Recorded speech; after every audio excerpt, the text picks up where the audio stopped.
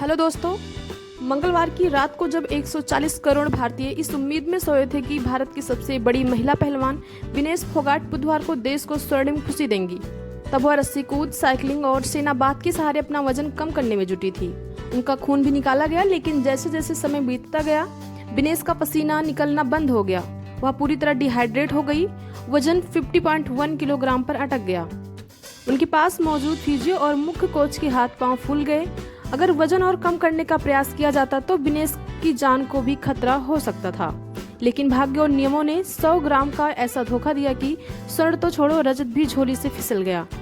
मूलतः 53 किलोग्राम भार वर्ग में कुश्ती लड़ने वाली विनेश को इस वर्ग में अंतिम पंगाल के क्वालिफाई करने के कारण 50 किलोग्राम भार वर्ग में उतरना पड़ा। उन्होंने मंगलवार को पेरिस में पहले दौर में विश्व की नंबर 1 व गत ओलंपिक चैंपियन जापान की यूई सुकाकी और क्वार्टर फाइनल में यूक्रेन की ओसाका लिवाक को हराकर इतिहास रच दिया था।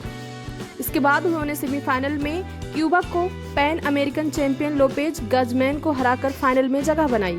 वह ओलंपिक फाइनल में पहुंचने वाली पहली भारतीय महिला पहलवान थी। सभी भारतीयों को लग रहा था कि अब तो भारत का एक पदक पक्का हो गया। बुधवार को सुबह भार कराते समय विनेश का वजन 100 kg ज्यादा निकला। 6 अगस्त को पहली बाउट से पहले विनेश का वजन 49.9 किलोग्राम था। सेमीफाइनल के बाद विनेश ने एनर्जी ड्रिंक ली और भोजन किया तो उनका वजन 52.7 किलोग्राम हो गया। 6 अगस्त को लगातार 3 मुकाबले जीतकर पदक पक्का कर इतिहास रचने वाली भारत की सेनी विनेश फोगाट को शायद ही अंदाजा होगा कि अगली सुबह उनके लिए पहाड़ बनकर आएगी।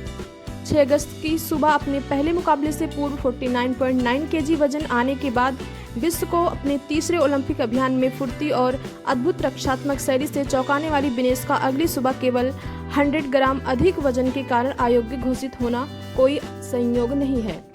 टोक्यो ओलंपिक के रजत पदक विजेता पहलवान रवि दहिया के कोच रहे ललित कुमार ने विशेष बातचीत में पूरे घटनाक्रम को समझाया।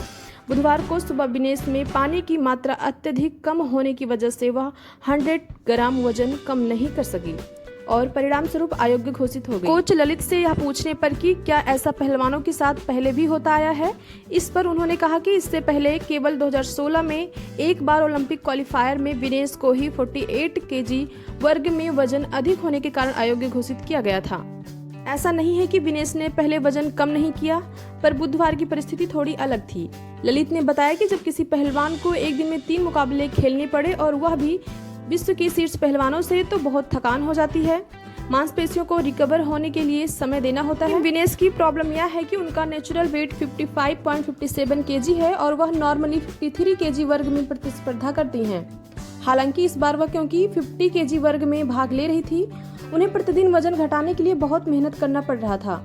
3 मुकाबलों के कारण उन्हें अपनी डाइट भी थोड़ी अधिक लेनी पड़ी थी और मंगलवार देर रात उनका वेट 52.7 kg हो गया था।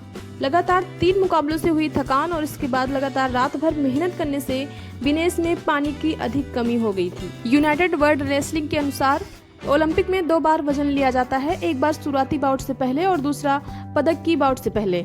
अगर कोई खिलाड़ी पहले और दूसरे बार वजन कराने के समय उपस्थित नहीं होता है या उसका वजन ज्यादा है तो उसे अयोग्य बताकर अंतिम स्थान पर रखा जाता है।